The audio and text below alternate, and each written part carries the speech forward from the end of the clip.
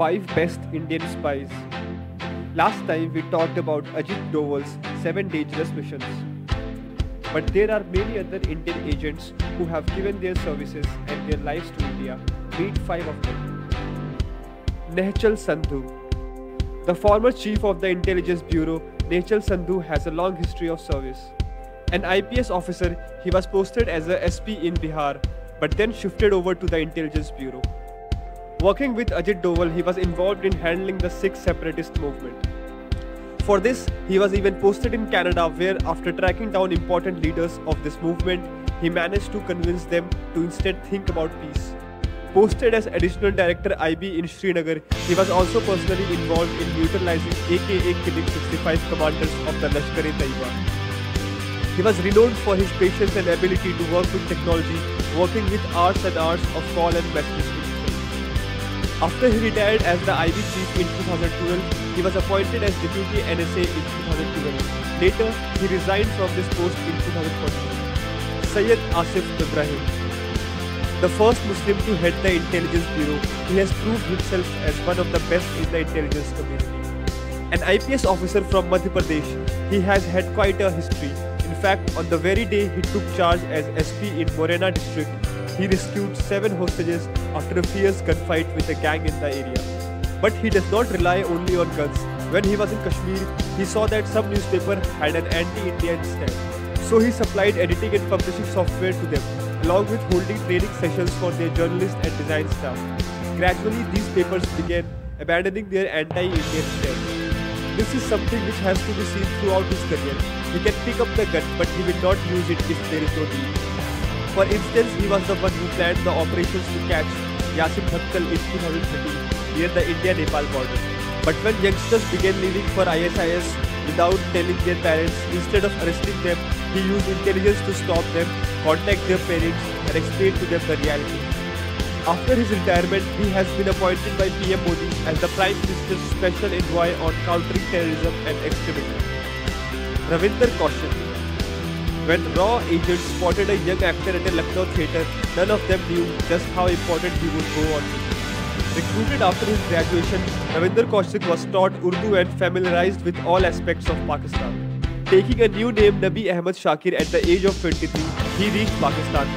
Here he completed his LLB, started his own family and joined the Pakistani army. Rising to the post of major, he passed important intelligence reports to Indian agencies during the period of 1978 to 1983 without even being suspected. But in September 1983, a low-level raw agent was caught by Pakistani forces. This agent, Inayat Masiha, had been sent to make contact with Kaushik. On interrogation, he revealed about Ravinder Kaushik, leading to him being caught and imprisoned. He was also tortured by the Pakistani authorities. In 2001, he died in a jail, alone and far from home. A.K. Verma. After the 1962 war, there had been a hush over talks between India and China.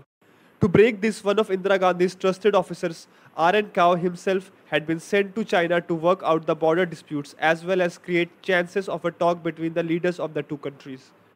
Unfortunately, the year was 1984. Days later, Indira Gandhi was dead. 4 years later, her son would make another attempt at talks. This time it was another raw chief, A.K. Verma, who had to make sure that the PM's visit went smoothly. Working on it for 2 years, their efforts culminated in Rajiv Gandhi having a 90-minute long meeting with none other than Deng Xiaoping, then known as the Grand Old Man of China and as tall as Mao for China. That very same year, a much more secret but just as groundbreaking event happened.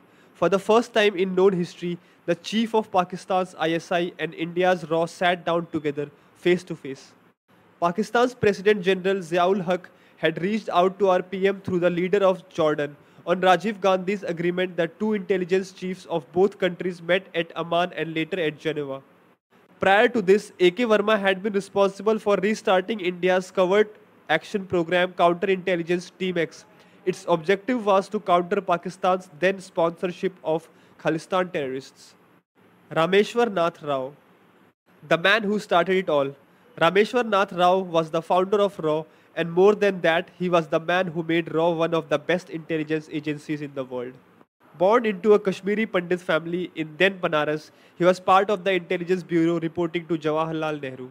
But after India's foreign intelligence was exposed as non-existing following the 1962 war with China, Indira Gandhi set up an agency focusing only on foreign intelligence. R.N. Rao was selected as the first chief of this wing.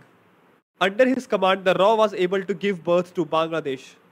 Another secret operation which began under him as Rao training Sri Lankan Tamils in India as they faced discrimination in Sri Lanka. This, however, went out of control as it led to the terror called LTTE. After Kao's retirement, he acted as an advisor to Rajiv Gandhi. During this time, he was one of the reasons behind the formation of India's National Security Guard. He is said to have had an extensive network of contacts, getting things done with just a phone call, and was admired and feared by all. He died in 2002. Thanks for watching. Drop a like, leave